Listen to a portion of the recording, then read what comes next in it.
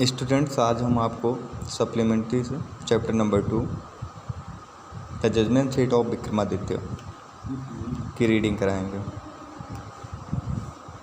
इस चैप्टर में ये बताया गया है कि जो विक्रमादित्य थे वो एक बहुत ही न्यायप्रिय और महान शासक थे। वो एक ऐसे सिंहासन पर, एक ऐसे राजगद्दी पर बैठते थे, एक ऐसी सीट पर बैठते थे जो शक्तियों से भरपूर थी, जिसके ऊपर बैठने मात्र से ही व्यक्ति के अंदर एक अलग तरह की प्रतिभा आ जाती थी। चलिए देखते हैं, स्टार्ट करते हैं चैप्टर को। वी आर ऑल फैमिलियर, हम सभी जानते हैं विद द नेम, नाम को, अब विक्रमादित्य के, हम सभी विक्रमादित्य के नाम को जानते हैं।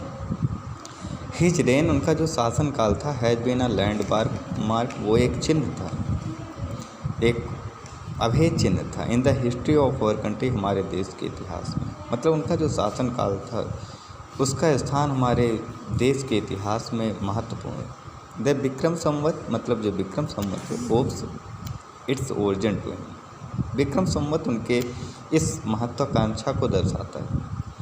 अल्दो यद्यप जो हिज नेम, उनका जो नाम था, इस सो फेमस, इतना प्रसिद्ध था, इट इज स्ट्रेंज, मतलब ये एक आश्चर्य की बात ही होगी डैट की, वी हार्डली नो, हम बहुत ही कठिनाई से जानते होंगे, anything definite about his life, मतलब उनके जीवन के बारे में खुद निश्चित, मतलब ये बहुत ही कठिनता से कोई भी व्यक्ति जानता होगा, बहुत ही रेयर केस में ही कोई व्यक्ति जानता होगा कि उनका जीवन कैसा था।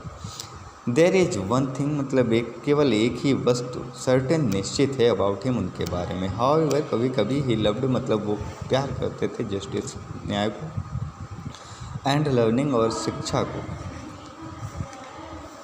ही गेव परफेक्ट जस्टिस, वो पूर्ण न्याय देते थे, टू हिज पीपल, अपने प्रजा को, एंड और गैथर्ड लर्नमेंट, और जो है शिक्षित व्यक्तियों को एकत्रित करते थे। About him in his court, अपने दरबार में, मतलब वो न्याय को बहुत ही पसंद करते थे, न्यायप्रिय राजा थे और अपने प्रजा को न्याय देते थे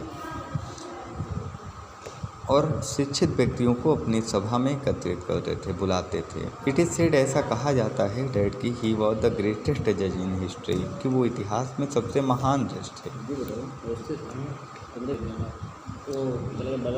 Vikramaditya was never deceived, Vikramaditya कभी छले नहीं गए, कभी धोखा नहीं खाए।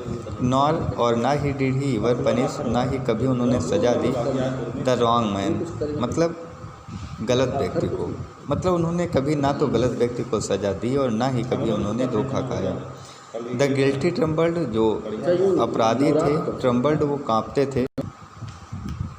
द गिल्टी ट्रम्बल्ड, जो अपराधी होते हैं वो कांपने लगते थे। वन, जब देवर कैम बिफोर हिम, जब वो इनके सामने आते थे। फॉर, क्योंकि देवर न्यू, जानते थे डैट की, हिज आइज, जो उनकी आँखें, किनकी आँखें, विक्रमादित्य की, वुड लुक स्ट्रेट, वो देखेंगी, सीधे देखेंगे, इनटू देयर गिल्ट, उनके अपराध को, मतलब जो अपराधी होते थे वो ये जानते थे कि जो उनकी आंखें हैं, जो उनकी नज़र है, वो सीधे उनके अपराध पर पड़ेगी, मतलब वो सीधे अपराध को पहचान लेते थे।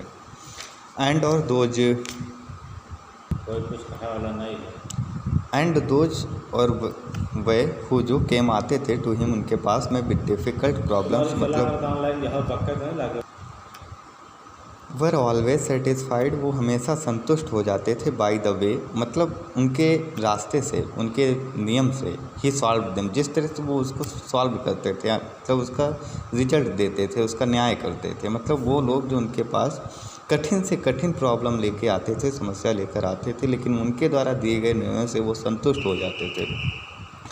एंड ऑल्सो, इसलिए इन इंडिया, मतलब भारत में, आफ्टर हिम, उनके बाद में, वैन एवर, जब कभी, एनी जज, मतलब किसी भी न्यायाधीश को, प्रोनाउंस हिज जजमेंट, मतलब अपना न्याय सुनाना होता था, विथ ग्रेट स्किल, मतलब काफ़ी ज़्यादा बुद्धिमानी से। इट वाज सेड, तब ये कहा जाता था और फिर उसके बारे में, मतलब अरे, ही मस्ट हैव सेट, वो ज़रूर बैठा होगा, on the judgement seat of Vikramaditya, Vikramaditya के न्याय के सिंहासन पर।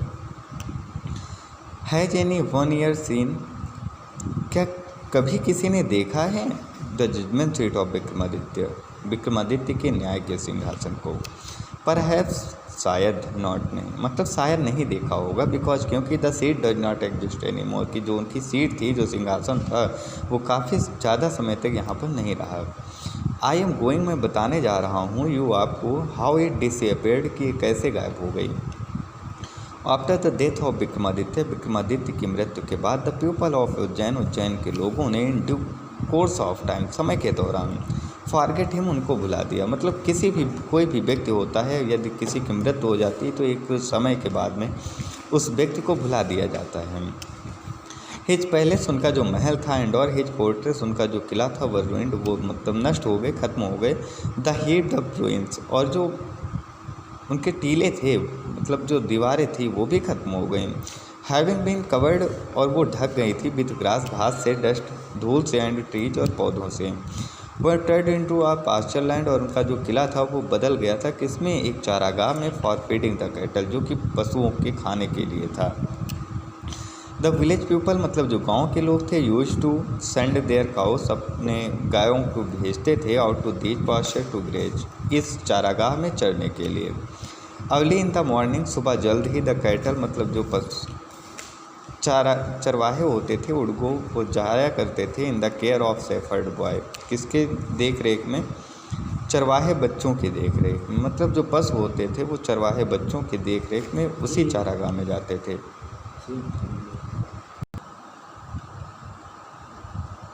एंड और वुड नॉट रिटर्न, और वापस नहीं आते थे, till late in the evening, जब तक कि देर रात का समय नहीं हो जाता था।